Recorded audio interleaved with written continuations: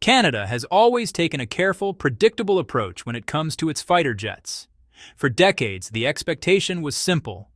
When it came time to replace the aging CF-18 Hornets, the country would stick with the F-35 Lightning II.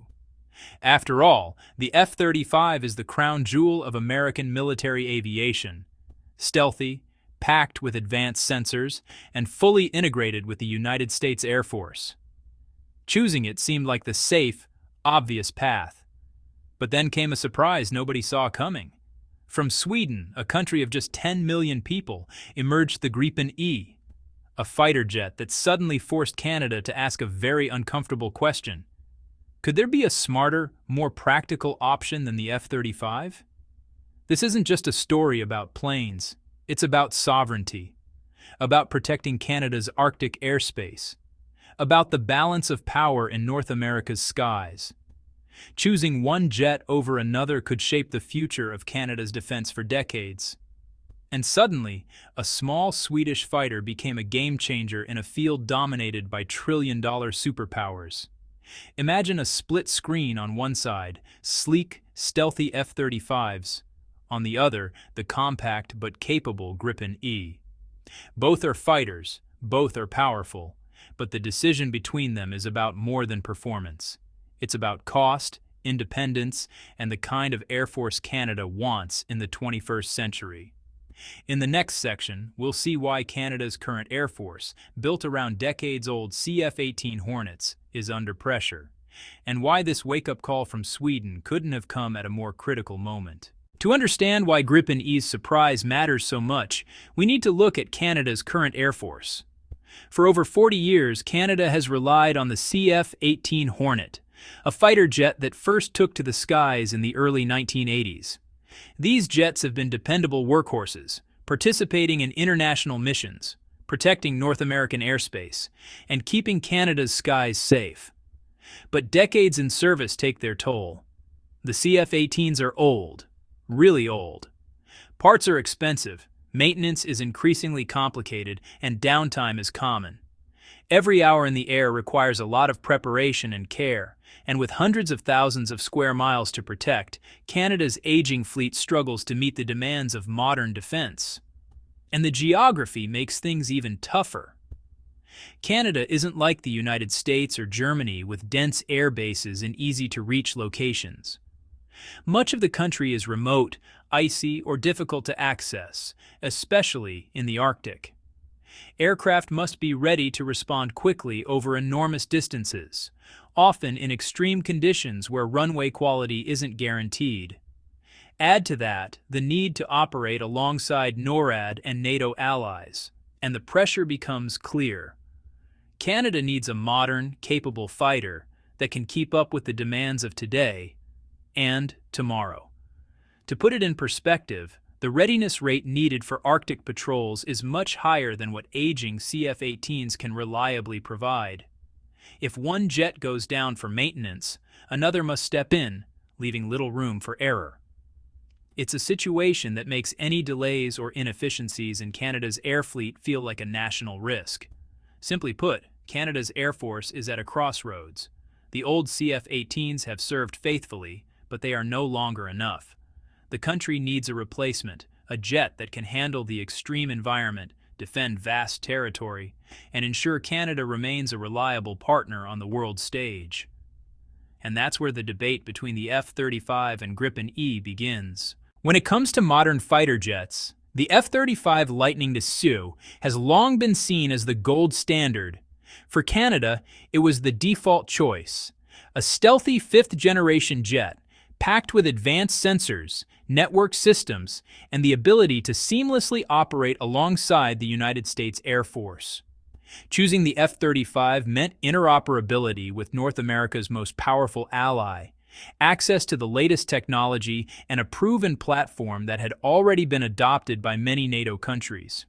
But the F-35 is not without its complications. First, there's the cost.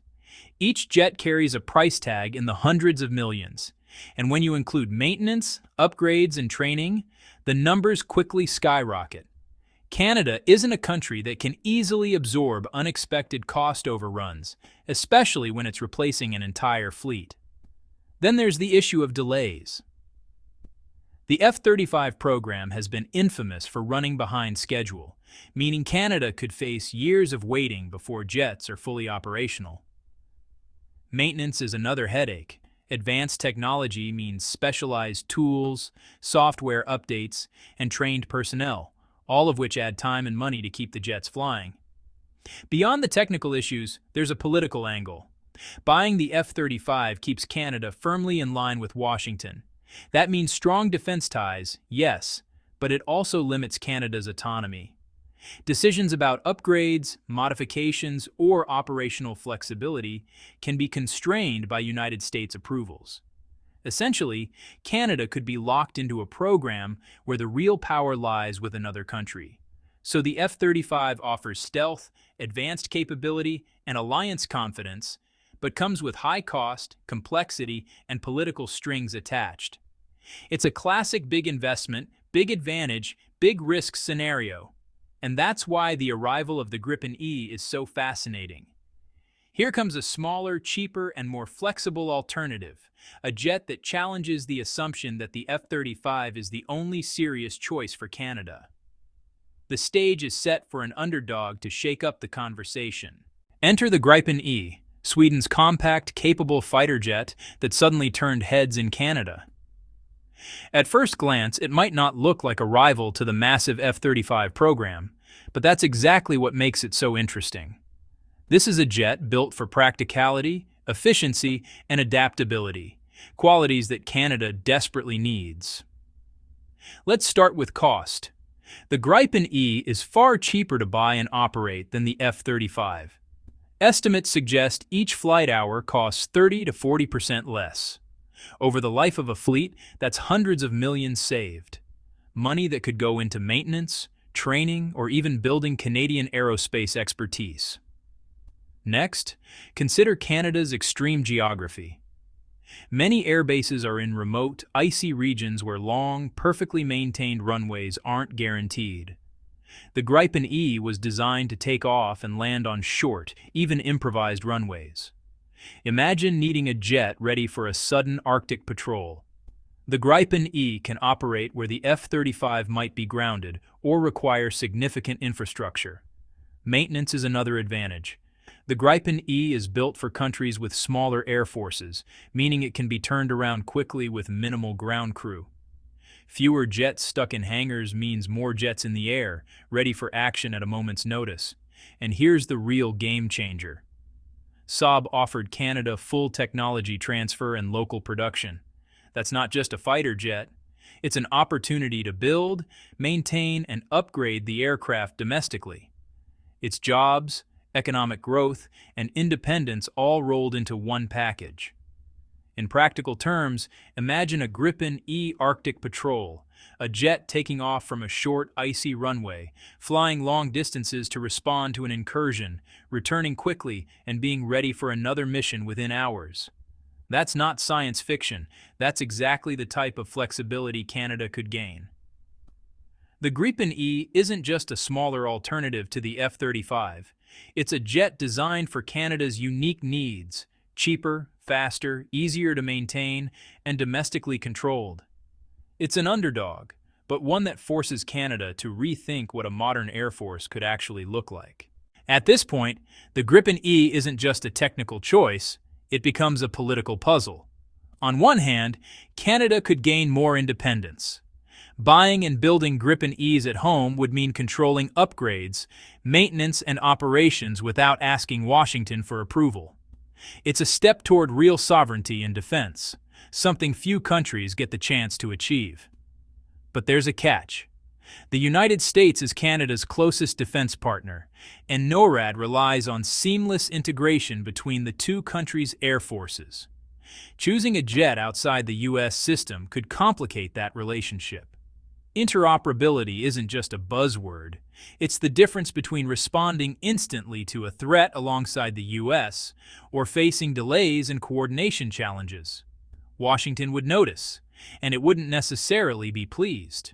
So the choice is complicated, prioritize sovereignty, economic benefits, and flexibility with Gripen E, or stick with the F-35 to maintain smooth ties with the U.S. and ensure North American air defense remains coordinated? It's not a simple plane versus plane decision.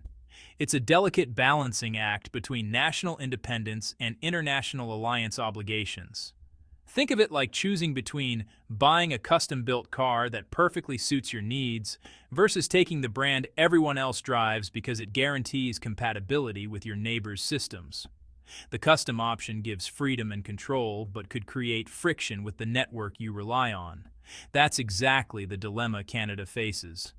This political tension adds another layer to the story.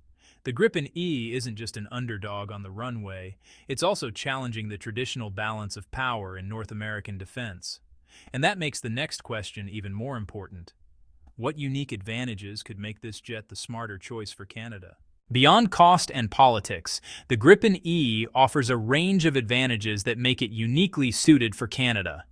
Advantages that aren't obvious at first glance. First, think about Canada's remote and extreme locations. Many air bases are hundreds of miles from major cities, deep in Arctic conditions. The Gripen E was designed for this kind of environment. Its short takeoff and landing capability means it can operate from shorter or even improvised runways, giving Canada flexibility where larger jets might be grounded. This isn't just convenience. It could be the difference between responding quickly to an emergency in the Arctic or waiting hours for help to arrive. Next is cost efficiency. Canada's airspace is massive, and maintaining a fleet that can cover it requires huge resources. The Gripen E costs 30 to 40% less per flight hour than an F-35.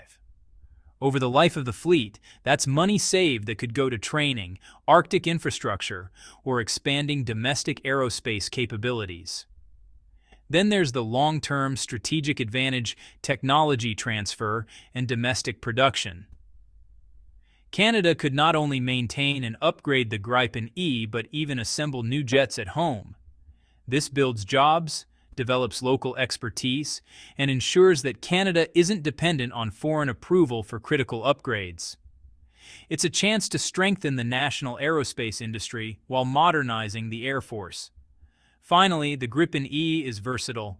It could serve in multiple roles, from Arctic patrols to training or reserve missions, making it more than just a replacement for the CF-18s. It's a practical, adaptable solution that aligns with Canada's specific defense needs, rather than a one-size-fits-all approach. Put together, these hidden advantages show why Gripen E isn't just a smaller, cheaper alternative. It's a strategic, future-ready choice that could give Canada flexibility, independence, and long-term economic benefits, all while strengthening the Air Force in ways the F-35 can't match. Saab's Gripen E didn't just present Canada with a new fighter jet. It set off a conversation that stretched far beyond technical specs. Suddenly, what should have been a straightforward procurement decision became a high-stakes debate about defense policy, alliances, and the future of Canadian aerospace. Even if Canada ultimately chooses the F-35, Gripen E has already changed the terms of the discussion. It has highlighted that there's a credible, cost-effective alternative capable of meeting Canada's unique needs. Analysts now ask, could Gripen E fill other roles, such as Arctic patrols, training squadrons, or even acting as a reserve fleet? Its flexibility forces planners to rethink how every jet in the Air Force could be used more efficiently. The ripple effect extends to the aerospace industry as well. With technology transfer and local production on the table, Gripen E could help Canada invest in domestic skills, create high-tech jobs, and build an aerospace ecosystem capable of producing and maintaining advanced aircraft independently. That's not just about jets. It's about long-term national capability and economic growth. On the geopolitical side, the discussion has strained traditional assumptions about Canada's reliance on the U.S. It sparks questions like, should Canada always buy American to maintain alliance harmony? Or is it time to explore independent options that better fit national needs? the debate touches everything from NORAD integration to future upgrades of both the CF-18s and the F-35s. In short, Gripen-E's arrival has sent shockwaves. It's no longer just a fighter jet, it's a symbol of competition, sovereignty, and strategic choice. Canada now has to weigh costs, capabilities, political consequences, and long-term planning, and the world is watching how this small Swedish jet has forced a major rethink. So, where does this leave Canada? On one side, the F-35 offers stealth, advanced sensors, and seamless integration with the U.S., a tried-and-true choice that ensures alliance stability. On the other, the Gripen-E offers lower costs, easier maintenance, flexibility for Arctic operations, and the chance to build domestic expertise and independence. It's a tension between cost, capability, sovereignty, and geopolitics, a true crossroads for Canadian air power. Even if Canada sticks with the F-35, the Gripen-E has already achieved something remarkable. It proved that smaller, smarter, and more adaptable alternatives can compete in a market dominated by superpowers. It sparked a national conversation about what Canada's Air Force could look like in the next 30 years, pushing planners to think beyond just buying the default option. Now it's your turn. Should Canada have chosen the Gripen-E instead of the F-35? Would a smaller, flexible, and locally produced fleet better serve the country's unique geography and defense priorities? Drop your thoughts in the comments. I'll be replying to the most interesting takes. And if you want more deep dives into military aviation, make sure to like this video, subscribe to the channel, and hit the bell icon. The Gripen-E might not be Canada's fighter jet today, but it's already reshaping the conversation. And the next chapter in global air power is just beginning.